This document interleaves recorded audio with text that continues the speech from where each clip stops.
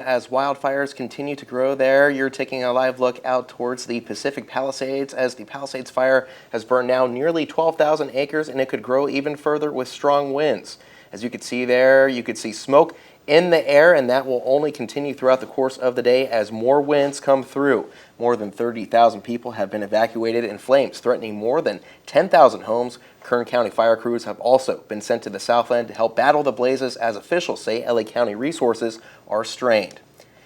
And good afternoon. Thanks so much here for joining us. I'm Kyle Betts. First here at 12:30, Los Angeles officials say the fire threat to the city is now unprecedented as they work to get a handle on 4 wildfires burning throughout the area.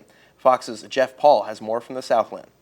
The canyon is literally on fire on both sides. There are now multiple major wildfires essentially surrounding the Los Angeles area. They're all fast-moving and uncontained. The Palisades Fire is burning through coastal communities. Further north, the Hurst Fire is spreading rapidly in the Sylmar area.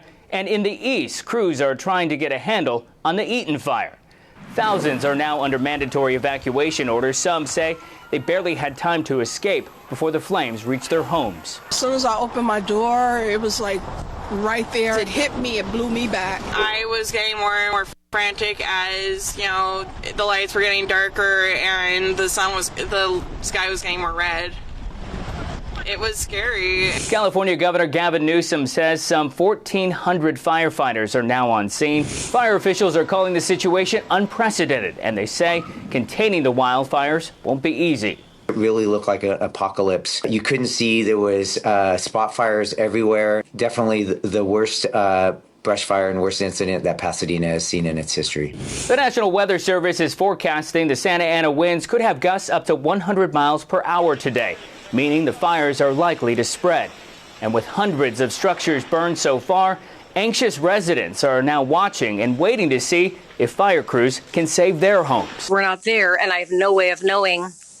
I don't even know what's happened to our neighborhood. More than 200,000 residents woke up in the dark on Wednesday. Crews are now working to restore their power. In Los Angeles, Jeff Paul, Fox News. And this video from yesterday afternoon showing fire crews bulldozing dozens of cars amid the Palisades fire. While people evacuated the area, many got stuck, and as a result, residents were told to abandon their cars and walk towards Pacific Coast Highway. The cars were then bulldozed out of the way to make room for fire trucks and other equipment. Firefighting resources were already stretched thin with response to the Palisades fire, prompting the Los Angeles Fire Department to request all off-duty firefighters to contact them and report if they're available to help. LAFD says it's the first time the department has had to make a similar request in the last 19 years. We have over 500 personnel assigned, and unfortunately, we have 2 reported fatalities to civilians. Unknown cause at this time, and we do have a number of significant injuries. Officials this morning giving an update on the Eaton Fire, now burning 10,600 acres in the Angeles National Forest, Altadena, and Pasadena areas. LA County Fire Chief Anthony Marone saying more than 100 buildings have been destroyed and that the cause of the fire is under investigation. Marone adding that all residents of LA County are in danger due to a continued red flag weather event with strong winds and low humidities. Meanwhile, near Sylmar in the San Fernando Valley, the Hurst Fire has consumed around 500 acres. No containment on this one either. More than 40,000 people under evacuation orders. And just a few miles south of there, the Woodley Fire, a much smaller fire, has burned about 30 acres with no containment there. We're prepared to do anything and everything as long as it takes to contain these fires and to help reconstruct and make sure that we get back to normal. It's going to be a hell of a long way. It's going to take time. But we're in it. The federal government is here to stay as long as you need us and everything you need. Well, just a short time ago, President Biden was in Santa Monica where he received a briefing of the wildfires in SoCal. He was joined by Governor Gavin Newsom, the president issuing a major disaster declaration providing federal resources. And Aaron Perlman is in the Weather Center. He's been tracking the winds that have been fueling much of those flames here throughout the course of not only yesterday, but today. Yeah. How are you looking right now? So remember when this all came, before it even hit, like we knew about these strong winds coming on Saturday. was forecasted. Everybody was aware this was coming. But now here we are, and now we've seen the dangers if we don't get prepared. And the wind advisory for us, the high winds, they're done for Kern County. But still, we're in the back end of this for areas of Southern California. It's going to go till 6 p.m. I'm going to take you into where the strongest winds are. In the yellow, this is about 25-mile-per-hour wind speeds you can see on the contour there. In the red, now this is in Santa Clarita area. This is that Hurst Fire. We get even closer into the Pacific Palisades area, and that's where the winds are just whipping. Malibu back at it again, by the way, where people have had to be evacuated. Then you head over towards the fire that looked like is really taking over, and it still is the case. Don't get me wrong here, because in areas of Pasadena into Glendora, this is what's interesting. It's not windy, but flames coming off the mountains. You're getting embers flying in. That's changing everything. So when does it end, right? Let's take a look. Wednesday, today, 119. Let's go forward in time and watch this thing slide down to about 5 o'clock. Winds are still strong up along those mountain areas. And then you got to go all the way until tonight. Things kind of subside. We'll have more in the forecast on this and when it will end coming up in just a bit. All right, thanks, Aaron. And stay with Eyewitness News and the Weather Authority as we track the wind and fires down south. Aaron will have more coming up in the newscast, and Chief Meteorologist Ilya Naiman will have more tonight at 5 over on KBAK CBS. And, of course, for weather updates anytime, head to our website, BakersfieldNow.com. And continuing our coverage of those wildfires now, as you heard from Aaron, strong winds are propelling the flames in these fires across SoCal. Those winds also grounded fire crews overnight into the morning. And here to discuss what role these conditions played into aerial efforts to put out the flames, joining us this afternoon is California Aeronautical University's Assistant Director of Flight Instruction, Richard Prekop. Richard, thanks so much for taking the time to join us here this afternoon. Thanks for having me on, Kyle. Absolutely. Yes, so go ahead. Yeah, so I was just going to ask you, last night we had, news of those helicopters being grounded due to the winds and everything we saw from that. Can you explain what role the winds play when it comes to flight and safety, and especially under dangerous circumstances like these?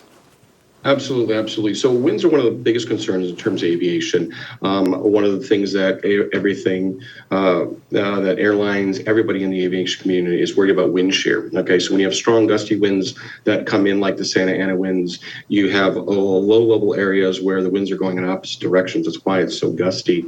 And when you have those wind shears, that's where you can have sudden loss of lift for aircraft.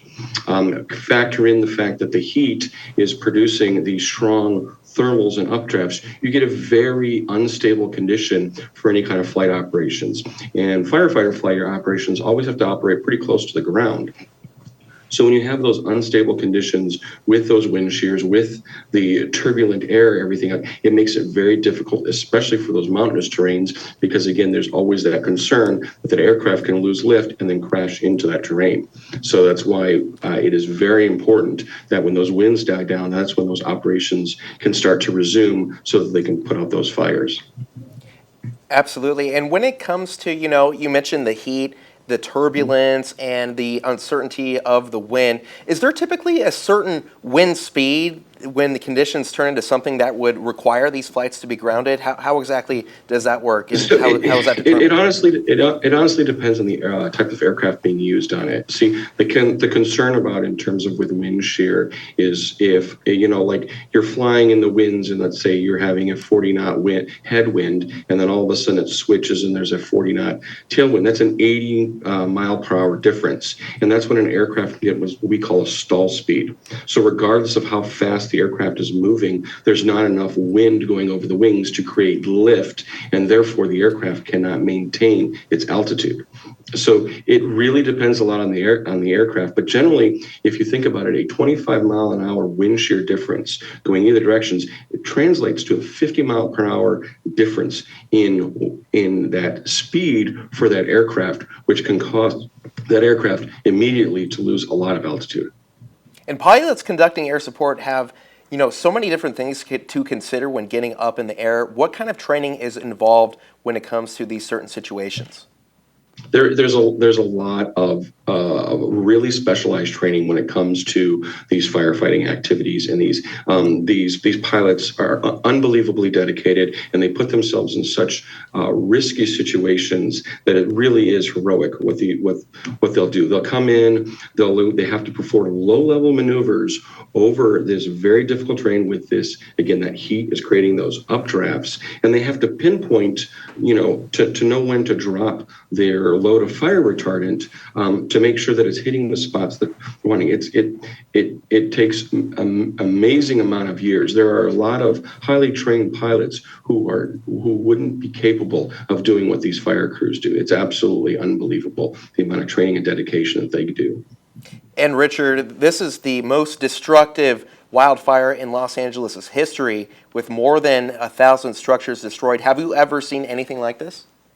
No, unfortunately I haven't. I unfortunately lived through the Thomas Fire when I was in the Ventura County area, and I saw the devastation that was done there. But this is something even beyond what I experienced there. It's unreal. It's absolutely. My heart goes out for everybody that's going on dealing with this in Southern California. It truly is a monumental, unbelievable situation right now.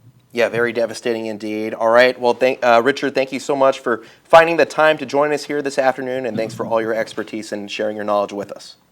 My pleasure, Kyle. Thank you very much. Thanks again.